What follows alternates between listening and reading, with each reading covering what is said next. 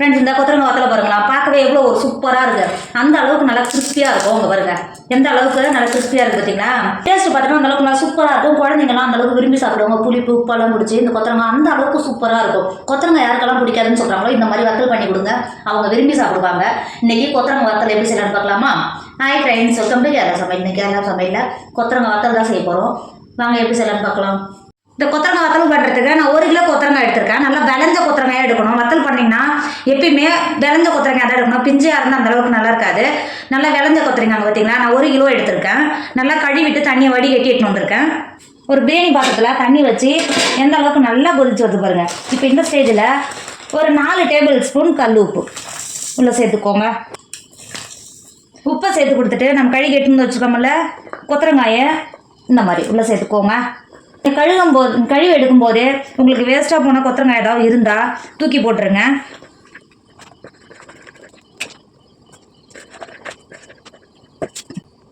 சேர்த்து கொடுத்துட்டு கொத்தரங்காயை சேர்த்து கொடுத்துட்டு இது மாதிரி ஸ்பூன் வச்சு உள்ளே அழுத்தி கொடுத்துக்கோங்க. அழுத்தி கொடுத்துட்டு மூடி போட்டு சேர்த்து கொடுத்துட்டு கொத்தரங்காயை சேர்த்து கொடுத்துட்டு இது மாதிரி ஸ்பூன் வச்சு உள்ளே அழுத்தி கொடுத்துக்கோங்க. அழுத்தி கொடுத்துட்டு மூடி போட்டு ஒரு 10 நிமிஷத்துக்கு மட்டும் வேக விடுங்க. இப்போ பாருங்கள், ஒரு 10 நிமிஷத்துக்கு எந்த அளவுக்கு நல்லா கொதிச்சு கொத்தரங்காய் லைட்டாக கலர் மாதிரி வந்துருக்கு பார்த்தீங்களா. இந்த அளவுக்கு வெந்து வந்தாவே போதும். அவராக வேகணும்னு அவசியம் கிடையாது. இப்போ கொத்தரங்காயை மட்டும் வடிகட்டி எடுத்துக்கோங்க. நான் இந்த மாதிரி சாதமெல்லாம் ஊற்றுவோம் பார்த்தீங்களா, இந்த பாத்திரம் தான் எடுத்திருக்கேன். இதில் ஊற்றும் போது தண்ணியெல்லாம் நல்லா வடிஞ்சிடும். இப்போ கொத்தரங்காயை எடுத்து வடிகட்டிக்கோங்க. பாருங்க, கொத்தரங்காயை தண்ணி எதுவும் இல்லாமல் துளி கூட தண்ணி இல்லாமல் வடிகட்டி எடுத்து வந்திருக்கோம். இப்போ இது போல் ஒரு அகலமான ஒரு பிளேட் எடுத்துக்கோங்க. நம்ம வேக வச்சு எடுத்து வச்சுக்கோங்கள கொத்தரங்காவை இந்த மாதிரி சேர்த்துக்கோங்க.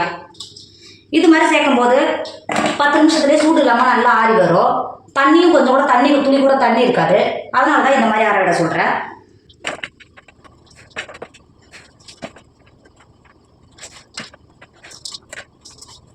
இந்த மாதிரி பிளேட்டில் சேர்த்து கொடுத்துட்டு ஒரு 20 நிமிஷத்துக்கு இது மாற்றி வச்சுக்கோங்க. நல்லா ஆறி வந்துடும். மாற்றி வச்சுக்கோங்க. இப்போ பாருங்கள், நம்ம கொத்தரங்காய் எந்த அளவுக்கு நல்லா ஆறிடுச்சு பார்த்தீங்களா. இங்கே பாருங்கள், அதே சமயம் துளி கூட தண்ணி இல்லை பார்த்தீங்களா. இப்போ ஒரு பவுல் வச்சுக்கோங்க. நம்ம வேக வச்சு எடுத்து வச்சுக்கோங்கள கொத்தரங்காவை பவுலில் சேர்த்துக்கோங்க. கொத்தரங்காய் பவுலில் சேர்த்து கொடுத்துட்டு நம்ம ஏற்கனவே உப்பு சேர்த்தோம். அந்தளவுக்கு உப்பு பிடிச்சி வந்திருக்காது. இப்போ ஒரு 2 டேபிள் ஸ்பூன் உப்பு சேர்த்துக்கோங்க.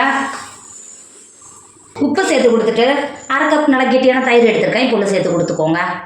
1 கிலோ கொத்தரங்காவுக்கு 1/2 கப் தயிர் கரெக்டாக இருக்கும். சேர்த்து கொடுத்துக்கோங்க.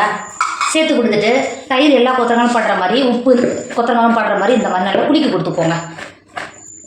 குலுக்கி கொடுத்தீங்கன்னா ஈஸியாக வரும். எல்லாம் கலந்து வந்துடும். இந்த மாதிரி தயிர் நீங்கள் எடுக்கும்போது நல்லா புளிப்பான தயிராக எடுத்துக்கோங்க. அப்போ தான் நல்லா டேஸ்ட் நல்லாயிருக்கும். சேர்த்துட்டு எல்லா கொத்தரங்காயும் படுற மாதிரி இந்த மாதிரி குலுக்கி கொடுத்துக்கோங்க. கொத்தரங்காயை இது மாதிரி நல்லா இப்போ தயிர் எல்லா இடத்துலையும் கொத்தரங்காயில் படுற மாதிரி கலந்து கொடுத்துட்டு மூடி போடாமல் இந்த மாதிரி வாழை இலையை மட்டும் மேலே சேர்த்துக்கோங்க. சேர்த்துட்டு ஒரு 3 மணி நேரத்துக்கு இந்த தயிர்லேயே கொத்தரங்காய் ஊறி வரும். மாற்றி வச்சுக்கோங்க. இப்போ பாருங்கள், 3 மணி நேரம் ஆயிடுச்சு. நம்ம மோரில் நல்லா கொத்தரங்காய் நல்லா ஊறி வந்திருக்கு. இப்போ ஒரு டைம் இந்த மாதிரி குழி கொடுத்துக்கோங்க.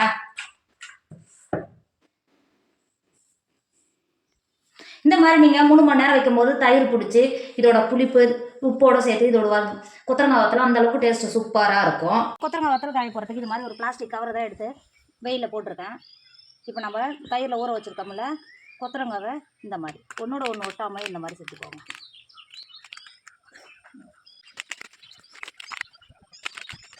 அடிக்கிற வெயிலில் ஒரு நாள்லேயே ஒரு 50% காஞ்சிரும். இப்போ நல்லா காய விடுங்க.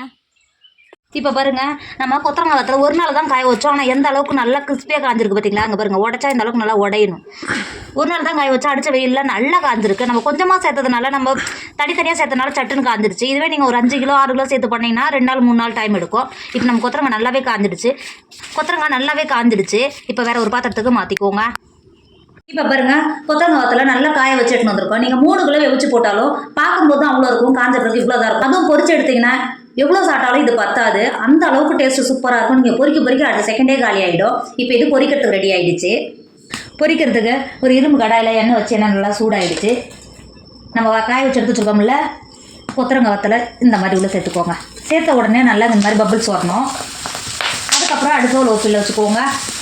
இங்கே பாருங்கள், எந்த அளவுக்கு நல்லா பொரிஞ்சு வருது பார்த்தீங்களா. இப்போ ஒரு டைம் நல்லா இந்த மாதிரி கிண்டி கொடுத்துக்கோங்க.